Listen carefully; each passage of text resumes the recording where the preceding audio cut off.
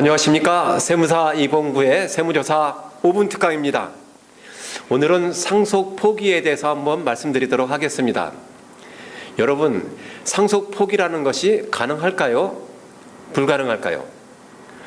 예를 들어 보겠습니다. 남편이 사업을 하시다가 어느 날 갑자기 부도를 맞았습니다. 부도를 맞고 쇼크로 갑자기 돌아가셨어요. 자, 어떤 일이 벌어질까요? 은행이라든가 수많은 채권자들이 구름대처럼 몰려오겠죠. 왜요? 돈 받겠다고. 자, 반면에 남편이 사업을 하면서 받아야 될 채권은 어떻게 될까요? 당사자가 이미 세상을 떠났으니까 누가 자발적으로 갚으려고 하지는 않을 거예요. 떼일 확률이 높아진다는 것이죠.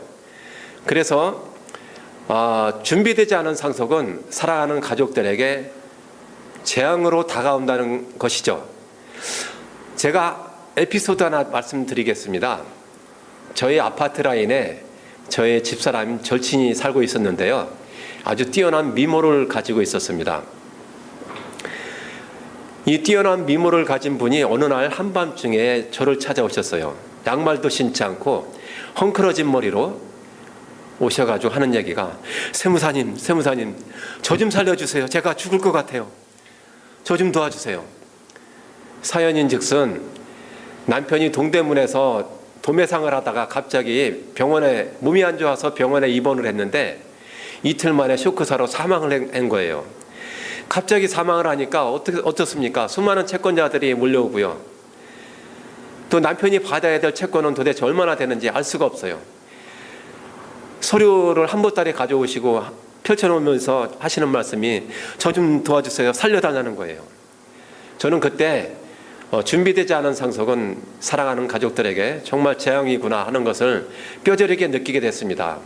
그래서 상속세는 반드시 최하 10년 전부터 미리미리 장기적으로 대비를 하셔야 된다는 것을 느끼게 됐습니다.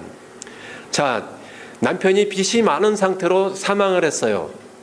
그러면 이제부터 남편의 채권자, 은행이라든가 사채업자 등이 살아계신 이 상속인들에게 채권 행사를 할 텐데, 이 상을 당한 것도 참 불행스러운 일인데 이제 빚더미에 앉게 됐습니다. 어떻게 좋은 방법이 있을까요? 예, 방법이 있습니다. 이때 상속 포기를 하는 것입니다. 상속 포기를 하게 되면 더 이상 남편의 채권자들로부터 시달리지 않게 된다는 것이죠. 자, 상속 포기는 어떻게 하느냐? 상속 개시일, 돌아가신 날부터 3개월 이내에 가정법원에 신청을 하시면 돼요. 그러면 더 이상 이제 남편의 채권자들에게 시달리지 않아도 된다는 것이죠. 그런데 남편이 살아생전에 여기저기 부동산 투자도 많이 해놓으신 것 같아요. 그래서 남편의 재산을 정리하면 어느 정도 좀 살아갈 수 있는 자금이 남을 것도 같은 경우에는 상속 포기를 하면 안 되겠죠. 이럴 때는 한정 승인하시는 겁니다. 내가 받은 재산을 한도로 채무를 갚겠다. 남아있는 재산은 상속인들이 받을 수 있다는 것이죠. 정리해서 말씀드리면, 부채가 많은 경우에는 상속 포기를 하시고, 또 부채가 얼마인지 잘 모르겠다. 그럴 때는 한정 승인을 하시는 것이 유리합니다. 자, 돌아가신 분의 재산이 도대체 얼마나 되는지 잘 모르는 경우가 대다수죠.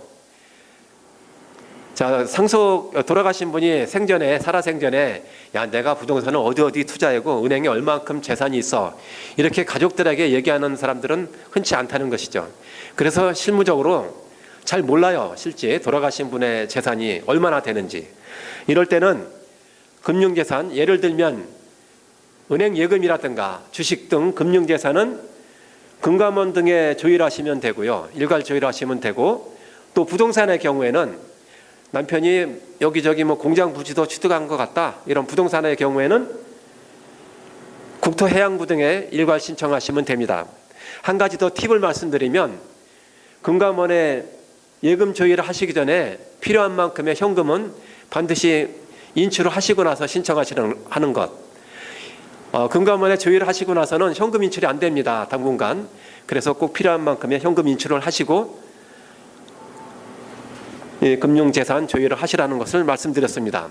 지금까지 돌아가신 분이 많은 부채를 남기고 돌아가셨을 때 취할 수 있는 방법. 첫 번째, 상속 포기. 두 번째, 한정 승인. 세 번째, 금융재산, 부동산 일괄 조회에 대해서 말씀드렸습니다. 한 가지 팁, 금융조회 하시기 전에 현금 인출을 먼저 하시라는 것을 말씀드렸습니다. 지금까지 세무사 2본부의 세무조사 5분 특강이었습니다.